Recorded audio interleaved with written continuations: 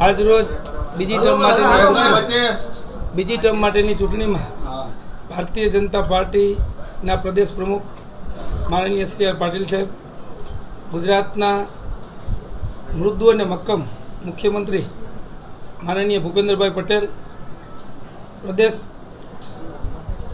સમગ્ર નેતૃત્વ તેમજ જિલ્લા ભાજપ પ્રમુખ, પ્રભારી, મહામંત્રીશ્રીઓ અને એમની ટીમ અને ખાસ મારા 19 સાથી ડિરેક્ટરોના સહકારથી જે મને બીજી ટર્મ માટે રાજકોટ માર્કેટિંગ યાર્ડ, જે સૌરાષ્ટ્રનું પ્રથમ નંબરનું યાર્ડ છે, અને એમને મને આ યાર્ડની સત્તા અને ધુરા સોંપેલ છે, એ બદલ હું સૌનો આભારી છું અને આભાર માનું છું.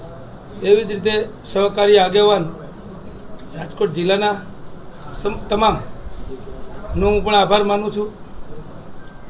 આ તકે મારી ઉપર જે વિશ્વાસ મૂક્યો છે, એ પહેલી ટર્મમાં મને મેન્ડેટથી બેસાડવામાં આવ્યો અને મને જે કામ સોંપવામાં આવ્યું હતું એ કામ મેં અને મારી ટીમે પ્રમાણિકતાથી કર્યું છે. આવનારી ટર્મમાં પણ આ અમારી 19 જણાની ટીમ છે, એ પણ એક સાથે અને એક નિર્ધારથી રાજકોટ યાર્ડ ગુજરાતમાં પહેલા નંબરે કેવી રીતે આવે એના તમામ પ્રયાસો કરશું. અહીંયા કોઈ જાતનું રાજકીય દાવપેચ આ યાર્ડમાં છે નહીં અને બીજાના દાવપેચ ચાલશે નહીં.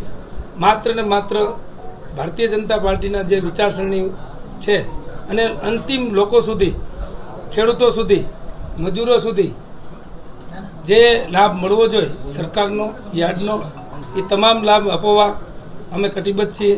અને મારી ટીમ મને જે ગઈ ટર્મમાં પૂરો સહકાર આપ્યો હતો એવો જ સહકાર બીજી ટર્મમાં આપશે એની મને ખાતરી છે.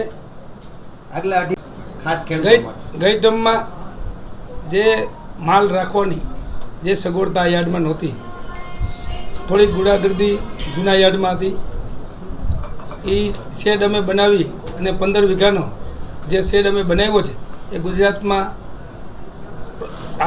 આવો શેડ કોઈ પણ યાર્ડમાં એટલો મોટો છે નહીં. અને એ શેડથી અમે અમારી આવક વધારી શક્યા છે. ખેડૂતો સૌરાષ્ટ્રના અને રાજકોટ, લોધિકા, પડદરી તાલુકાના ખેડૂતોને આ યાર્ડ ઉપર જે ભરોસો બેઠો છે એ ભરોસો કાયમ રહેશે એની હું ખાતરી આપું છું. સબ યાર્ડમાં જે ગુંડાગર્દી અને જે અગવડતા હતી એ અગવડતા સંપૂર્ણ નાબૂદ કરી છે. અને હું ખાતરીથી કહી શકું કે ત્યાં કોઈ પણ નાનો માણસ આવે એને કોઈ કનડગત નથી.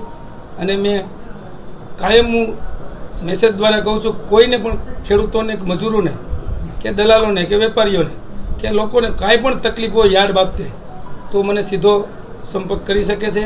અને એના માટે 24 કલાક મેં નંબર આપેલ છે, એ આજની તારીખે પણ મારા નંબર રાતે પણ ફોન કરે તો ઉપડે એ એમને ખાતરી બેઠી છે.